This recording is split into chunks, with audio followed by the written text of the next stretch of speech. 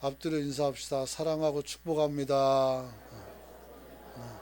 사랑하고 축복합니다. 사랑한다는 것은 무엇일까요? 다른 사람에게 호감을 갖는 것일까요? 아니죠. 다른 사람을 마음에 품는 것입니다. 여러분들은 어떤 마음으로 지금 서로 사랑합니다 했는지 모르겠지만 그리스도 같은 마음으로 조건 없이 사랑을 주고 또 사랑을 받는 우리가 되시길 축원합니다. 한 시인의 아내가 글을 썼습니다. 그 이야기가 제 마음속에 좀 남아 있었습니다. 그 여성분은 결혼하기 전에 이렇게 기도했습니다. 하나님, 가장 불쌍한 사람의 아내가 될 수 있도록 도와주십시오. 그리고 그 사람을 가장 행복한 사람으로 만드는 아내가 되게 해 주십시오 라고 기도했습니다. 그리고 하나님의 응답이 있어서 장애를 가진 한 남자를 만났고, 이분을 정말 많은 문제가 있었지만 이분을 잘 도와서 문학 박사 학위를 받게 하고 시인으로 또 교수로 일하게 만들었다는 이야기가 있습니다. 이 아내가 드릴 수 있었던 기도는 어떤 기도였을까? 자기 포기며 헌신이며 고난의 약속이 예약되어 있지만 기왕에 사랑하려면 어떻게 돼요? 내 모든 것을 다해서 사람을 사랑하고 그를 세우겠다는 열망이 그 안에 있었던 것을 보게 됩니다. 그러나 현실에서, 그분이 현실이겠지만 이런 일은 결코 쉽지가 않습니다. 그래서 한 정환자 형제가 맹인 아내를 맞아들일 때 결혼을 했지만 저는 그때 교육자로서 반대했었습니다. 너무 다른 환경에서 살았고 너가 여기 와서 봉사하고 하는 건 다 좋지만 생활은 봉사가 아니거든요. 삶은 봉사가 아니고 서로 함께 합을 맞춰 살아가는 것이에요. 그러길래 반대를 했지만 결국은 그 모든 반대를 무릅쓰고 결혼을 했어요. 그리고 이분이 행복할 때 제가 떠나왔기 때문에 어떤 상태인지는 알 수가 없어요. 여러분, 중요한 것은 그렇습니다. 누군가를 위해서 내 행복을 포기하는 것이 사랑이 아니라 누군가를 위해서 뭘 하는 것이 내게도 행복이 될 때 그것이 올바른 것이 된다. 이렇게 말씀을 드리고 싶습니다. 사랑하는 성도 여러분, 사람마다 다른 사람에게 기쁨을 주는 것은 그리 대단한 일이 아닐 수도 있다는 생각을 가져봅니다. 왜냐하면 부족한 사람의 아내가 된 이 여성 같은 마음을 우리가 가지고 산다면 우리는 정말 많은 사람을, 또 내가 사랑하는 사람을 늘 즐겁게 해줄 수 있지 않겠나 하는 생각을 갖게 되었습니다. 여러분, 오늘 본문은 하나님 나라의 백성으로 우리가 준수해야 될 여러 가지 법칙 중에 하나인 구제에 관해서, 다른 사람들을 돕는 일에 관하여 우리 주님께서 또 계명을 하나, 법을 하나 주시고 있습니다. 여러분, 오늘 본문에서 마태는 참된 구제의 원형인 외식적인 구제를 배격하고 올바른 그 구제에 관한 말씀을 주시는 예수님의 말씀을 통해서 구제가 어떤 것인지를 말씀하고 있어요. 교회에서 우리가 하는 구제는 코람데오라고 해서 하나님 앞에서, 다시 말하면 여호와의 눈 앞에서라는 단어를 여러분이 먼저 생각해야 돼요.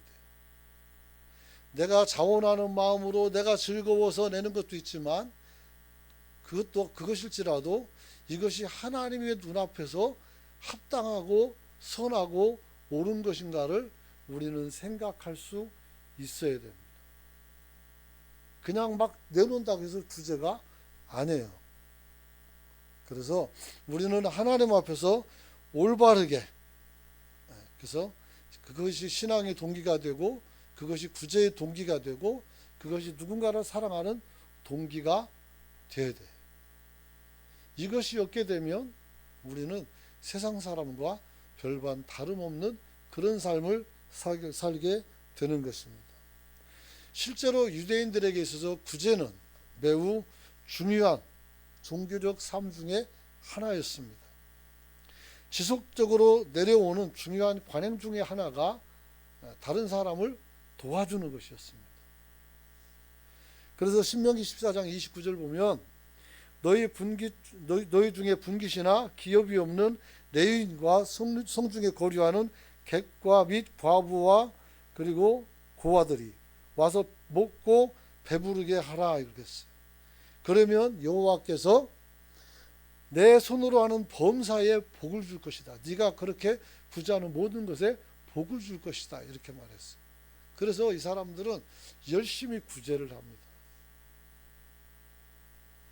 그런데 오늘 예수님께서는 이 구제에 대해서 문제의식을 제시하고 있는 겁니다. 그래서 1절에 보니까 사람에게 보이려고 그들 앞에서 너희 의를 행하지 않도록 주의하라 이렇게 말합니다. 그러지 아니하면 하나님께서 우리에게 상을 주지 않겠다는 거예요. 내 손으로 하는 모든 것에 복을 주신다고 했는데 이제 그게 아니라는 거예요.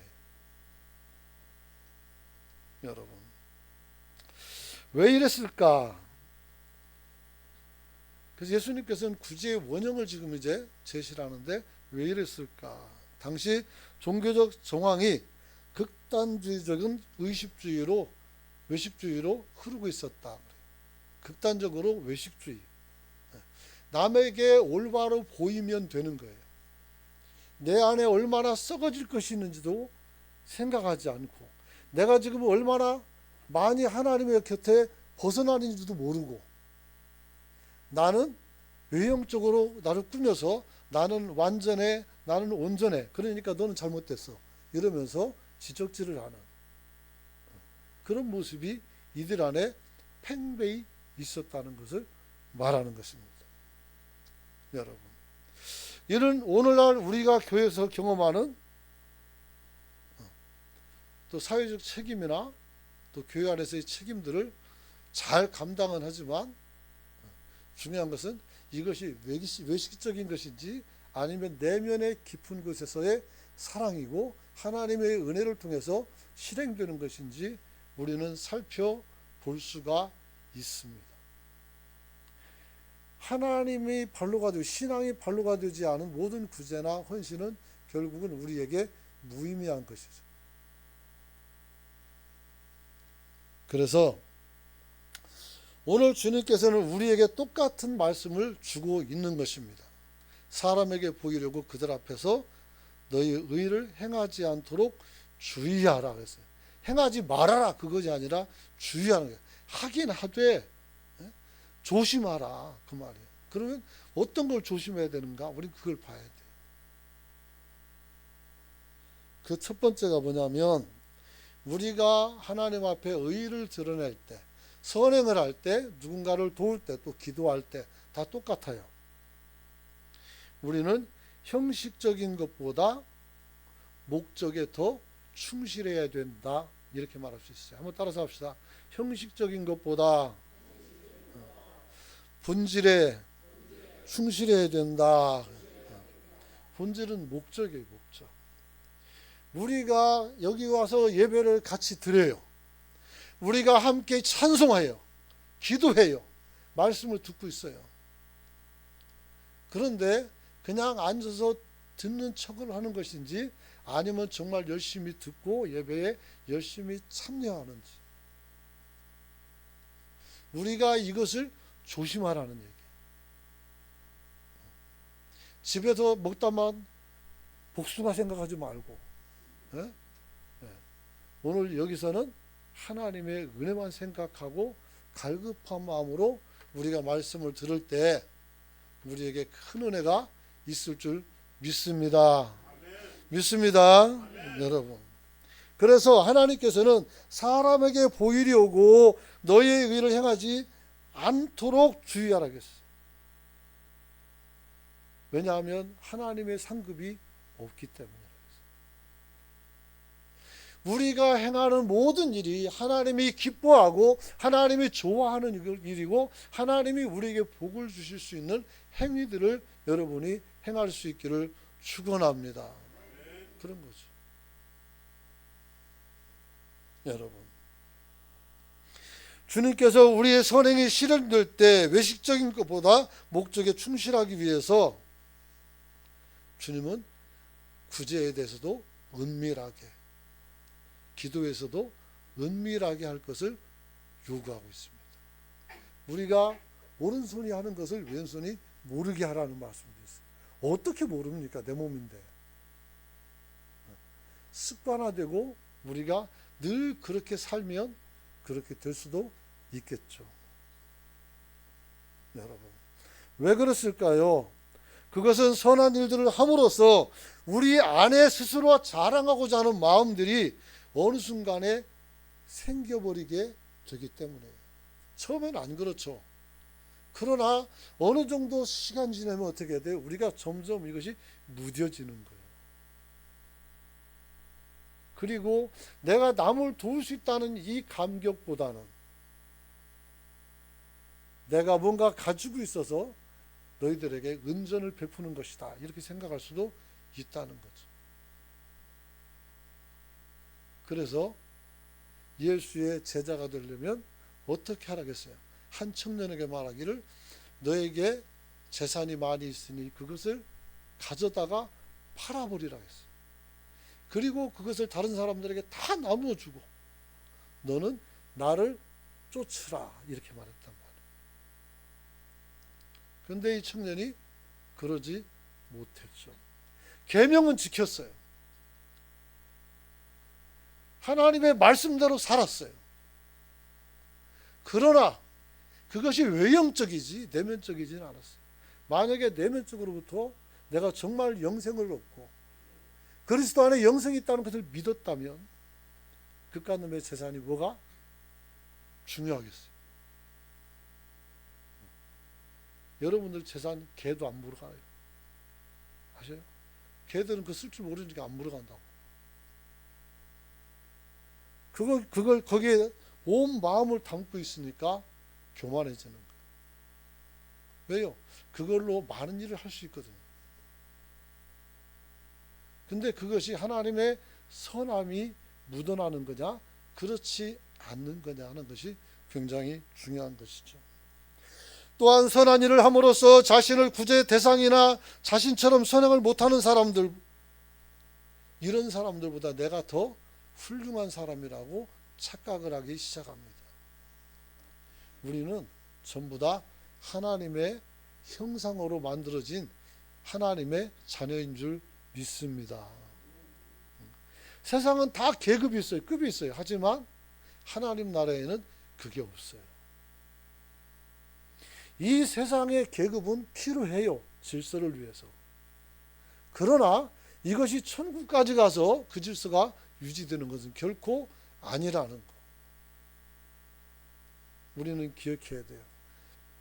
나중된 자로 먼저 될 자가 있다고 하는 말씀. 나는 먼저 됐기 때문에, 나는 많은 시간을 여기서 보냈기 때문에가 아니라 지금 이 순간 어떤 마음이냐가 더 중요하다는 거예요. 사랑하는 성도 여러분, 성도의 행동 원리는 성경에 기록되어져 있습니다. 특별히 사도 바울은 갈라디아서 5장 24절에서 이렇게 말합니다. 같이 한번 읽어봅니다. 시작. 그리스도 예수의 사람들은 육체와 함께 그 정욕과 탐심을 십자가에 못 박았느니라. 할렐루야. 우리의 정욕과 욕심, 탐심을 우리는 십자가에도 못을 박았다는 거예요. 이 말은 우리 안에 정욕과 탐심이 있어서는 안 된다는 것을 말씀하는 겁니다. 여러분, 그래서 그냥 달리는 게 아니라 육체와 함께. 그래서 우리는 첫 번째 사망을 어떻게 죽임을 당하잖아요. 그것과 함께 사람이 죽으면 어떻게 돼요? 욕심도 욕망도 없어져요. 이스라엘 속담 중에 수위에는 애들은 그런 거예요. 애들은 저런 거예요. 심각한 얘기하는데 조금 리듬이 깨졌지만 수위에는 주머니가 없다는 말씀이 있어요. 왜요? 가지고 갈 것이 없어요. 그래서 저희 외삼촌 예전에 불신자일 때 돌아가셨을 때 무덤에다가 노잣돈이라고 막 돈을 주고 집어넣는 걸 봤어요. 그거 다 썩어서 지금쯤은 아무것도 남은 것이 없을 거랍니다. 사랑하는 성도 여러분, 또한 바울에 의하면 하나님의 부르심에 합당한 행동의 원리가 나오는데, 그것은 바로 뭐냐면 겸손과 온유와 사랑 안에서 오래 참고 서로 사랑하는 것이라고 말씀하고 있어요. 에베소서 4장 2절에 있는 말씀입니다. 한번 읽어봅니다. 시작. 모든 겸손과 온유로 하고 오래 참음으로 사랑 가운데서 서로 용납하고. 우리가 어떻게 해서 서로 용납하는 거예요. 참아주는 거예요. 내 승질 난다고 다 말하면 어떻게 돼요? 누구는 말 못할 줄 알아서 가만히 있는 건 아니거든요. 더 성숙한 사람은 말할 필요가 없어요. 그렇잖아요. 저 아이들 같은 애는 아까처럼 엄마하고 또 들을 수 있어요. 속상하면. 근데 여러분은 속상하돼서 엄마하고 무덤 펼 때가 그건 없잖아요. 성숙한 사람은 어떻게 돼요? 말할 필요가 없어요. 그래서 겸손과 온유로 하고 참음으로 사랑 가운데 서로 용납하는 것이다 그랬어요. 가난한 사람은 가난한 사람대로 인정하고 부유한 사람은 부유한 사람으로 인정을 해드려요. 그렇다고 해서 누가 더 잘난 사람은 없다. 그렇게 말할 수가 있는 겁니다. 그렇다면 사람에게 보이는 곳에서 의를 행하는 것은 정말 잘못된 것일까? 라고 묻는다면 꼭 그런 것은 아니다. 목사님이 하나님 말씀을 왜곡하십니까? 라고 말한다면 듣고서 하세요. 오늘 예수님도 백부장을 만나서 백부장의 하인을 고쳐달라고 그가 요구했을 때, 야 가자, 너 집으로 가자 그랬어요. 그랬더니 백부장이 뭐라고 말합니까? 당신이 우리 집에 오는 걸 내가 감당하지 못하겠습니다. 말씀만 하옵소서. 그래요. 말씀만. 그러면 우리 하인이 나을 겁니다. 그때 주님께서 뭐라고 말했어요? 야, 내가 이스라엘을 다니면서 이런 믿음을 가진 사람을 처음 봤다. 그러면서 이 사람의 훌륭함을 만천에 드러내버렸어요. 이 사람의 의를. 여러분, 오늘 우리의 잘되고 우리의 거룩하고 아름다운 공의가 그리고 사랑이 사람들에게 드러나는 것은 결코 해가 되는 것은 아니라는 것. 여러분, 그렇죠. 그래서 오늘날 고도로 발전한 사회일수록 무엇보다 중요한 것은 내가 가진 선한 섬김을 어떻게든 드러내서 다른 사람들에게 선한 영향력을 끼치고 그들을 통해서 어떻게 돼요? 하나님의 나라가 나에게서 머무는 것이 아니라 온 세계로 퍼져나가도록 우리는 힘써야 될 줄 믿으시기 바랍니다. 그런 거예요. 예수님 말씀과 정반대되는 건 사실은 절대 아니에요. 목표가 달라요. 목표가. 그래서 본질에 가까운 것이 어떤 것인지를 살펴야 돼요. 사람들에게 보이고 자랑하고 군림하려고 하는 것인지 아니면 이것을 드러내서 사람들을 세우고 그리고 함께 일어나서 하나님의 선함을 이루고자 하는 것인지 구분해야 돼요. 여러분. 특히 정보화 시대라고 하는 오늘에는 우리의 선행을 나타내고 표현하는 것은 굉장히 중요합니다. 아주 많이 중요해요. 그래서 지금은 어떻게 돼요? 우리를 사람들에게 어떻게 보도록 우리 자신을 만들어갈까가 가장 중요한 이슈 중에 하나예요. 그래서 이미지 메이킹을 하죠. 우리가 이미지를 어떻게 만들어갈까? 거짓말쟁이로 될까? 아니면 어떻게 돼요? 사나운 모습으로 가져갈까? 스크루지 영감 같은 것으로 갈까? 여러분들이 어떤 사람으로서 살아갈 것인지를 잘 생각해서 그 이미지에 맞게 나를 바꿔나간다면, 우리가 만약에 예수님을 나의 본으로 삼는다면 여러분은 또 다른 예수가 될 줄 믿으시기 바랍니다.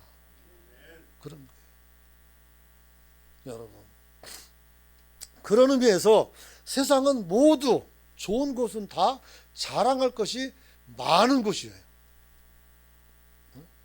그렇죠. 어디를 가보시면 세상에는 자랑거리로, 아름다운 것으로 가득 차 있어요. 특별히 좋다는 곳, 잘 된다는 곳은 자랑이 많죠. 그래서 음식이 맛있는데, 자랑이 많은 데는 어떻게 돼요? 가보면 틀림없이 맛있단 말이에요. 그러나 잘못된 것은 자랑할 게 없어요. 여러분, 선진국에 가면 후진국보다 자랑할 것이 훨씬 더 많고, 잘 사는 집에 가면 못 사는 집보다 자랑할 것이 솔직히 더 많이 있는 게 사실이란 말이에요. 여러분들이 자랑거리가 많은 성도가 되시길 축원합니다.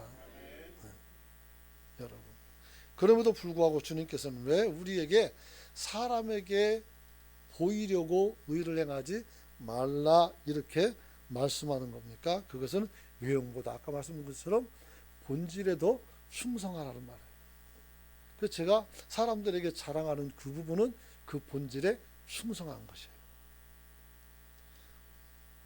뭐가 다를까? 사람에게 보이려고 선을 행하는 것은 성경을 보니까 외식이라고 말했어요. 외식이라는 게 뭐예요? 남에게 보이기 위한 거라는 거예요. 하나님 앞에서 누군가를 도울 때 사람들이 나를 봐주기 위해서 행한다면 그것은 돕는 목적이 아니라 자랑하려는 목적이에요. 구제잖아요. 그러면 돕는 것이 목적이 되는 거예요. 누가 보든지 누가 알아주지 않든지 아무 상관이 없어요. 누가 알아준데도 상관없고, 그럼 무의미한 거예요. 뭐 사람이 보지 못하게 몰래 갖다 주라는 그런 얘기도 아니에요. 뭐 죄 짓는 것도 아니고. 그 목표에 충실하라는 것입니다. 사랑하는 성도 여러분, 그래서 선행의 목적이 달성되지 못하고 상실되게 되므로 하나님이 우리에게 줄 상이 없다는 거예요. 우리는 하나님 앞에 상 받는 것이 목적은 아니지만 우리가 행해야 될 그 선행을 행할 수 있는 여러분이 되시길 축원합니다. 여러분, 그래서 오늘 기도의 목적도 그러고 또 우리가 누군가를 도와주는 것도 그렇고, 우리는 항상 이 본질, 다시 말하면 우리가 이것을 왜 하는지를 기억하고 그 마음을 잃어버리지 않도록 여러분이 마음을 새롭게 할 수 있고 갱신할 수 있는 저와 여러분이 되시길 축원합니다. 축원합니다. 여러분, 특별히 오늘 우리는 두 번째로 주님은 사람에게 보이려고 선을 행하는 것을 외식하는 자가 사람에게 영광을 구하는 자로 규정하고 나팔을 불지 말라고 말합니다. 우리가 무엇을 하고 그것을 가지고 어떻게 돼요? 이 사람에게 알리고 저 사람에게 알리고 그러면서 나를 좀 잘 봐줘, 이렇게 하지 말라는 것입니다. 그래서 오늘 마태복음 6장 2절 보니까 구제할 때마다 외식하는 자가 사람에게 영광을 받으려고 회당과 사거리 보기 위해서 하는 것 같이 너희 앞에 나팔을 불지 말라 그랬어요. 그러니까 조금 뭐 해놓고 사람들에게 좀 알아달라고 그러지 말란 말이에요. 누가 알아주면 돼요? 그가 받은 자, 그를 통해서, 그 사람을 통해서 혜택을 받은 사람이 알아주면 되고, 그 사람이 몰라줘도 하나님이 알아주면 되는 거예요. 우리는 그렇게 살 수 있기를 축원합니다. 사람들은 자기 과시와 자랑의 욕망이 끝이 없습니다. 어떤 사람들은 남들에게 있는 것이 자기에게 없으면 있는 척이라도 해야 속이 시원한 사람들이 있어요. 그렇게 체면 문화라고 하는데 그렇게 하지 마십시오.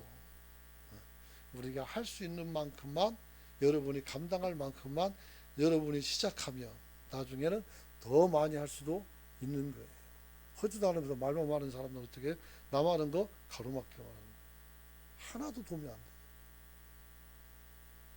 여러분, 그래서 오늘 우리는 하나님의 선한 일을 해야 한다고 말은 하지만 그것으로 하나님의 영광을 돌리지 않고 내가 그 영광을 뺏어가서는 안 된다라고 말할 수가 있는 것입니다. 그렇다면 우리는 어떻게 하면 이런 일을 잘할 수 있을까? 하나님이 우리에게 무엇을 기대하는지를 알아야 돼요. 하나님의 뜻이 뭔지 알아야 돼요. 데살로니가전서 4장 3절 보니까 하나님의 뜻은 이것이니 너희의 거룩함이라 그랬어요. 거룩함. 하나님의 뜻은 이것이다. 그런 걸 말씀하기로 거룩함이라 했어요. 그 거룩함은 뭘까요? 항상 기뻐하라, 쉬지 말고 기도하라, 범사에 감사하라. 이 세 가지가 우리에게 예수 그리스도를 보내서 하나님이 이루시고자 하는 뜻이라겠어요. 거룩은 우리가 사람보다 더 신령해 보이는 게 아니에요. 거룩은 우리가 다른 사람보다 더 많이 감사를 느낄 수 있어야 돼. 거룩은 다른 사람보다 우리가 더 많이 깊이 있게 기도할 수 있어야 돼. 거룩은 다른 사람보다 내가 더 많은 하나님의 기쁨과 은혜를 맛보고 있어야 가능한 거예요. 그리스도의 은혜를 통해서 여러분들이 그것을 맛보는 성도가 되시길 축원합니다. 그러면 어떻게 살아야 하나님의 뜻을 알고 실천하며 살 수 있을까? 조금은 어렵지만 여러분들에게 설명을 드리길 원합니다. 노아가 방주를 만들 때 하나님의 뜻을 어떻게 받들어 살았는지 잠깐 살펴보려고 합니다. 그리고 그 노아를 통해서 역사한 그 역사를 통해서 우리가 그게 이것이 거룩이고 이것이 의이고 이것이 옳은 길이라는 것을 여러분들이 발견하시길 축복합니다.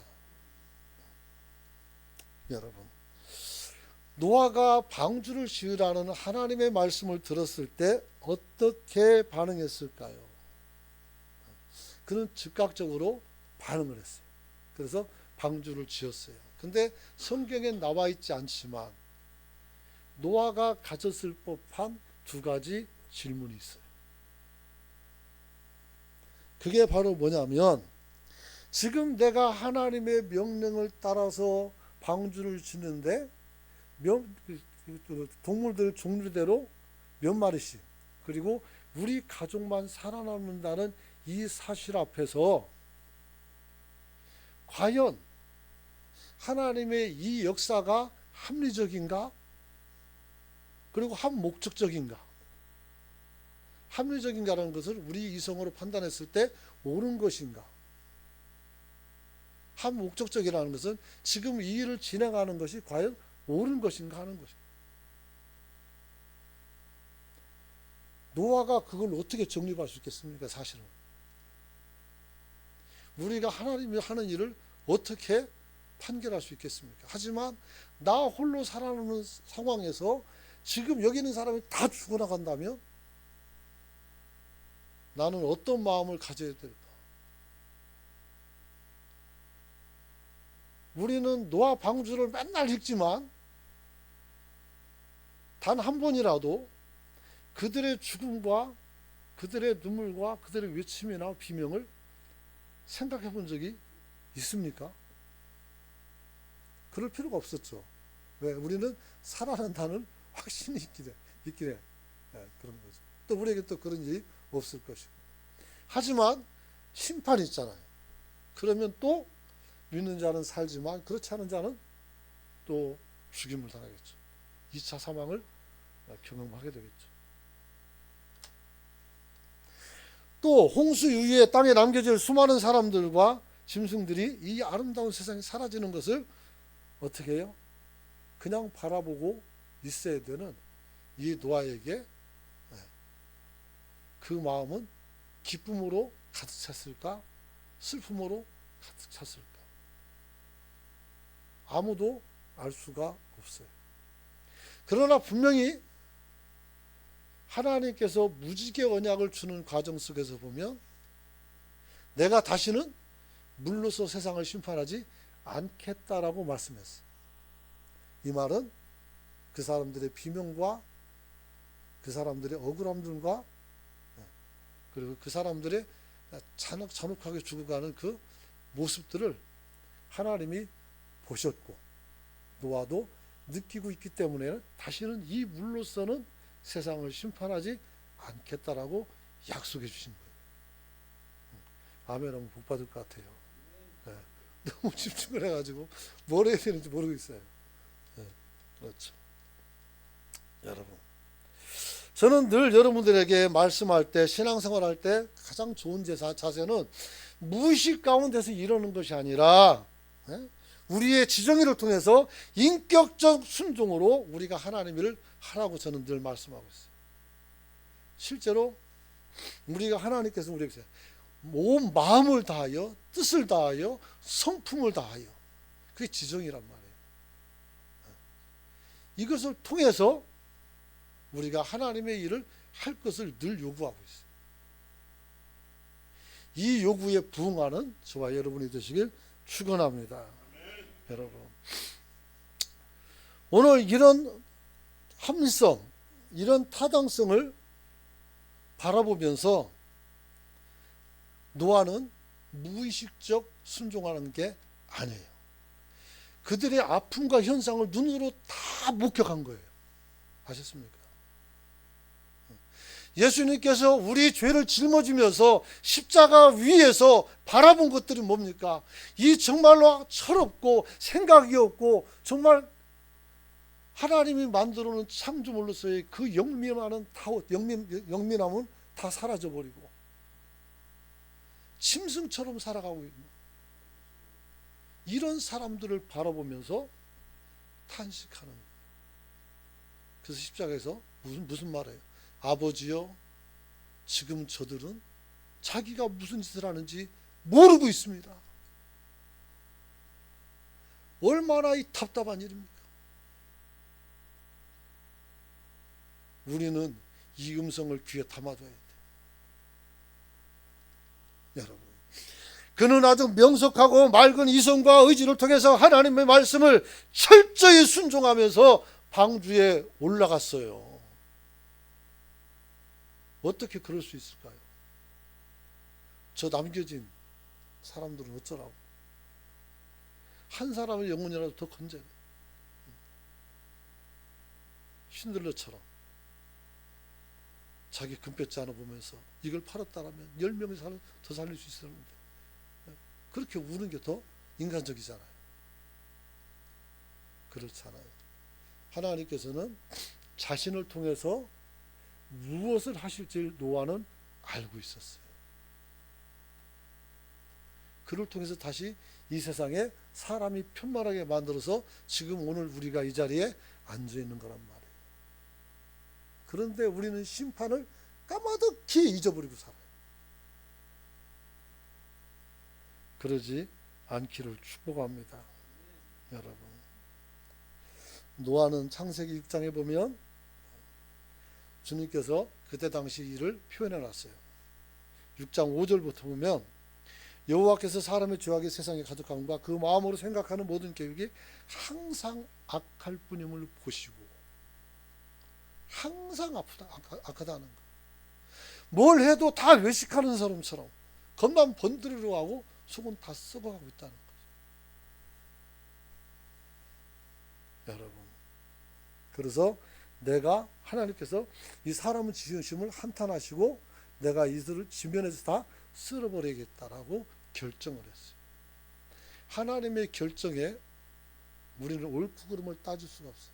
죽은 사람들을 보면 안타깝지만 그것이 심판이에요. 분명히 심판을 알고 있는 인생에 끝이 있다는 것을 알고 있는 사람들이 왜 끝이 없는 사람처럼 살아가고 있느냐 이 말이에요. 그렇죠. 누가 그 노래 불렀대. 100년도 못 사는 사람들이 1000년을 살 것처럼 그 노래가 있더만 가사가. 왜 그렇게 사냐고. 여러분, 그럼에도 불구하고 노아는 은혜를 입었더라. 은혜를 입었어요. 노아도 죽어야 돼요. 근데 노아는 은혜를 입었어요. 어떻게 입었습니까? 그는 어떻게 돼요? 노아의 조건은 이렇게 하면서 얘기하면서 노아는 의인이요 당대의 완전한 자라. 완전한 자. 그래서 항상 목적을 잃지 않고 길을 잃지 않고 사는 거예요. 그래서 에녹도 그렇게 살고 엘리야도 그렇게 올라가고 그렇게 된 거예요. 우리도 그런 삶을 살기를 축원합니다. 축원합니다. 여러분, 이제 말씀 마치려고 합니다. 자, 그러면 우리는 어떻게 하면 이런 삶을 살아갈 수 있을까? 여러분, 오늘 우리가 사람들에게 누구를 도와주고 그 다음에 또 우리가 어떤 선한 일을 하고 하나님의 의를 드러내는 것은 다른 거 없어요. 나도 살지만 너도 사는 거예요. 다시 말하면 생명의 방점이 있다는 거예요. 아셨습니까? 지난번에 말씀드린 것처럼 농장에서 일을 하는데 새벽에 온 사람, 아침 먹고 온 사람, 그 다음에 또 점심 전에 또 온 사람, 점심 때 온 사람, 오후 3시에 온 사람, 3시에. 이 사람들에게 품삯을 똑같이 줬어요. 그러니까 당연히 반발하죠. 우리의 셈법은 내가 일을 더 많이 했으니까 더 많이 받는 거예요. 그러나 하나님의 셈법은 내가 오늘 살 건가 죽을 건가.